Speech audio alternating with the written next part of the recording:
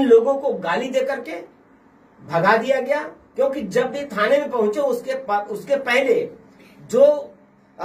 वो जो प्रधान है, जो सतीश चौरसिया, उसकी पत्नी प्रधान है, तो ये सतीश चौरसिया अपने रसूख का फायदा उठाता, जो यहाँ का सांसद है उससे फोन करवा, रमेश चौरसिया, वो उससे फोन करवाता है और वहां के विधायक महेंद्र पाल सिंह का पूरा मदद लेकर के ये जितने भी दलित समाज के लोग हैं, जब भी थाने में गए इनका FIR आज तक नहीं दर्ज हुआ, उल्टे इनको डांटा गया, फटकारा गया, इनको गालियां दी गई।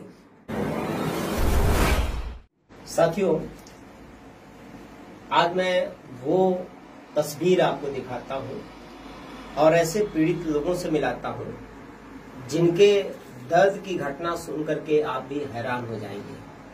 और बड़ी बात यह है कि गोरखपुर की पुलिस का ये कारनामा और उत्तर प्रदेश में दलितों की बात सुनी जाएगी या दलितों को न्याय मिलेगा, ऐसा दावा सरकार की तरफ से किया जाता है।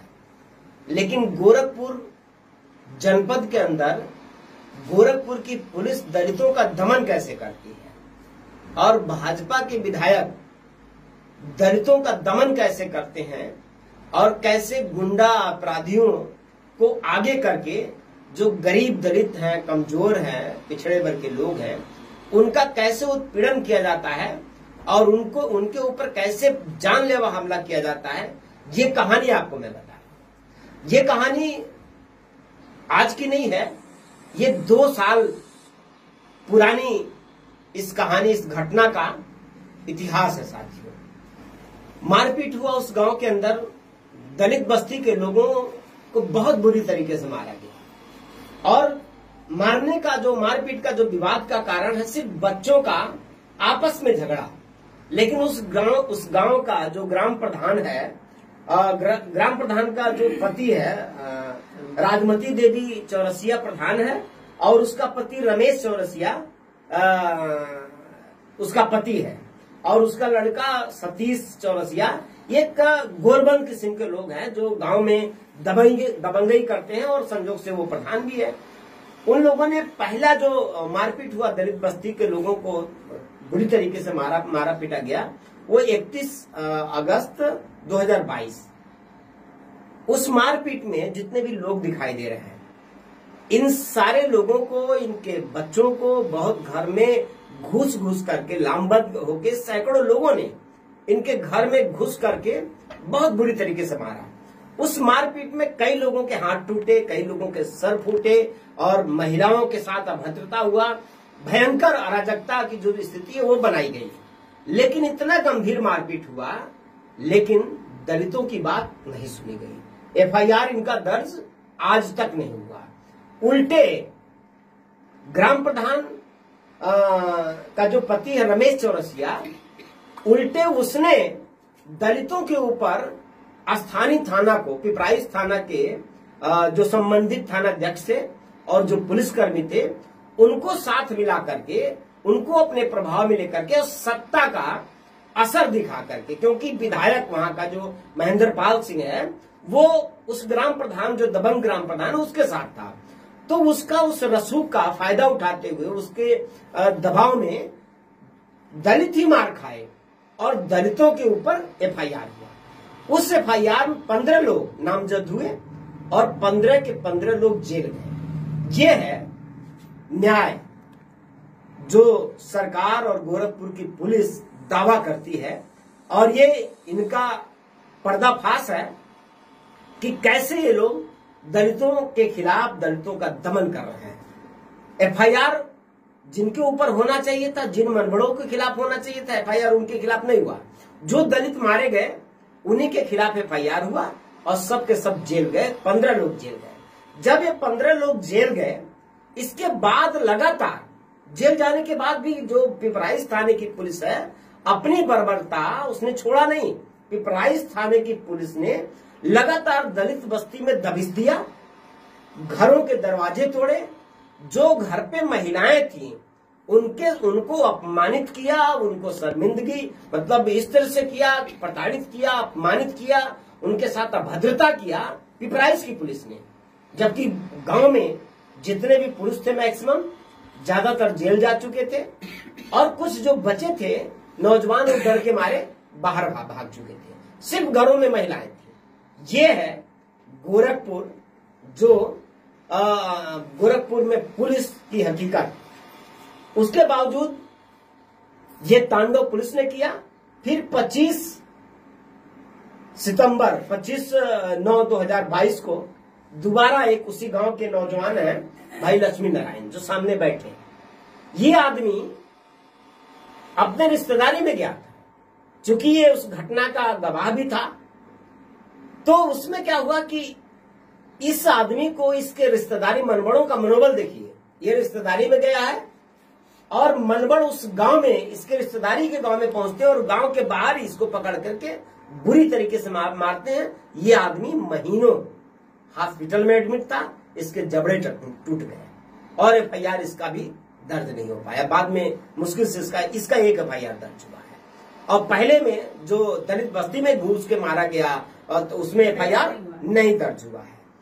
अब उसके बाद दोबारा पवन नाम का लड़का, जो 26/7/2024 को गांव के बाहर ही उसको फिर उन्हीं दबंगों ने पकड़ लिया और उसको भी बहुत बुरी तरीके से मारा।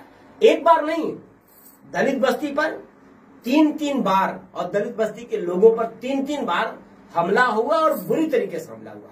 ये जब भी थाने में गए, थानेदारों ने, जो भी थानेदार रहा उस समय और बाद के भी दिनों में, इन लोगों को गाली दे करके भगा दिया गया।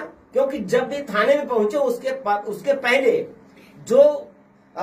वो जो प्रधान है, जो सतीश चौरसिया, उसकी पत्नी प्रधान है, तो ये सतीश चौरसिया अपने रसूख का फायदा उठाता, जो यहाँ का सांसद है उससे फोन रमेश चौरसिया, वो उससे फोन करवाता है और वहां के विधायक महेंद्र पाल सिंह का पूरा मदद लेकर के ये जितने भी दलित समाज के लोग हैं, जब भी थाने में गए, इनका FIR आज तक नहीं दर्ज हुआ। उल्टे इनको डांटा गया, फटकारा गया, इनको गालियां दी गई। ये अपनी फरियाद लेकर ऐसा नहीं भाजपा विधायक के यहाँ भी गए, लेकिन जब भाजपा विधायक के यहाँ गए तो भाजपा का विधायक कहता है कि तुम लोग तो चमार हो और कभी हमको वोट दोगे नहीं, तो दलित हो, चमार हो, तुम हमको वोट दोगे नहीं। ये गए अपना दर्द उसको भी अपनी बात बताने गए, तो वो एज ए जनप्रतिनिधि जो उसका कर्तव्य है, उस कर्तव्य को न निभाते हुए उसने अपना जातिवादी चेहरा, और कैसे इस सरकार में दलितों का कोई जगह नहीं है, दलितों के लिए कोई सम्मान नहीं है, दलितों को कहीं न्याय नहीं मिल सकता है, ये बात इसका प्रमाण है कि जब ये विधायक के पास जाते हैं तो वो विधायक इनका जाति पूछ करके और कहता कि तुम लोग तो चमार हो और तुम लोगों से हम लोगों का क्या मतलब, चाहे मरो चाहे जियो, उससे हमसे क्या मतलब, और थाने में भी जाओगे तो कोई कार्रवाई नहीं होगी, हम रोक देंगे। तो ये जो घटनाक्रम हो रहा है, ये जो मारपीट हुई, लगातार मारपीट हुई, इसमें इस घटनाक्रम में ये जो ग्राम प्रधान का पति है रमेश चौरसिया, इसका लड़का सतीश चौरसिया जो ग्राम प्रधान का लड़का है, ये हर मारपीट में, हर घटना में शामिल है और उस इलाके का एकदम मनबड़ है, अपराधी किस्म का आदमी है। और ये लोग पुलिस के साथ इनका उठना बैठना, और आज तक लगभग 2 साल बीत चुके हैं। इस पीड़ित जो गांव के लोग, बस्ती के लोग आज अम्बेडकर जन मोर्चा के कार्यालय में 2 साल हो गया, इतना इनके साथ अन्याय किया गया, अत्याचार किया गया और आज तक इनको न्याय नहीं मिला। न्याय तो छोड़िए, इनका FIR तक नहीं दर्ज हुआ और ये बेचारे थक हार करके कोर्ट में भी गए, तो कोर्ट में भी जबरदस्ती, क्योंकि मेडिकल तो इनका पुलिस ने कराया नहीं, इसलिए ग्राउंड नहीं बन पाया, तो मेडिकल हो नहीं पाया। और कोर्ट में ये बेचारे गरीब लोग हैं, इनको घर से गोरखपुर जिला मुख्यालय तक आने के लिए इनके पास तो किराया तक नहीं रहता है, तो 10 बार कहां कचहरी में दौड़ के जा पाएंगे, वहां का खर्चा कहां बियर कर पाएंगे। इसलिए ये कोशिश तो कर रहे हैं, लेकिन कोर्ट से भी इनको अभी तक कोई राहत नहीं मिल पाया है। तो ये एक सच्चाई है, गोरखपुर में दलितों के साथ किस तरह से अन्याय किया जा रहा है और दलितों के साथ किस तरह से अत्याचार किया जा रहा है, और कैसे कोई सुनवाई स्थानीय पुलिस और जो संबंधित अधिकारी पुलिसकर्मी है, जो बड़े अधिकारी हैं, वो भी कैसे दलितों को ट्रीट कर रहे हैं, दलितों की समस्याओं के प्रति कोई गंभीर नहीं है। ये सारी बातों का ये प्रमाण है। बहरहाल अब ये लड़ाई इनकी अम्बेडकर जन मोर्चा लड़ेगी। न्याय नहीं मिला है, इनको न्याय हम दिलाएंगे। अगर इनको न्याय नहीं मिला तो पुलिस प्रशासन और जिला प्रशासन के लिए ये बहुत भारी भी पड़ेगा। अम्बेडकर जन मोर्चा हर गरीब, दलित, पिछड़े, कमजोर के साथ है। हम उनकी लड़ाई लड़ते हैं और लड़ाई लड़ेंगे। ये बहुत तकलीफ की बात है कि जिन मतलब ये लोग महीनों महीनों दलित बस्ती के लोग घर छोड़कर के भागने के लिए मजबूर रहे, इनको आज तक न्याय नहीं मिला, तो न्याय आखिर कैसे मिलेगा, ये समझने की बात है। और सरकार जिस तरह से दावा करती है अखबारों में, टीवी में कि हम सबको न्याय देंगे, ये इनका न्याय का काला चेहरा है, या न्याय रूपी इनका काला चेहरा है। गोरखपुर पुलिस संवेदनहीन है। उनकी संवेदनहीनता का ये सबसे बड़ा प्रमाण है कि आज भी 2 साल हो गया, मारे गए दलित, उत्पीड़न इनका हुआ, मारे गए, FIR इनके ऊपर हुआ, जेल इनको भेजा गया, लेकिन आज तक न्याय नहीं मिल पाया। तो ये पुलिस का, गोरखपुर की पुलिस का ये काला चेहरा है, ये सच्चाई है, एक हकीकत है। और ये अन्याय रूपी जो चेहरा है, हम इसका पर्दाफाश भी करेंगे और इस परिवार को, दलित बस्ती के लोगों को हम न्याय दिलाएंगे।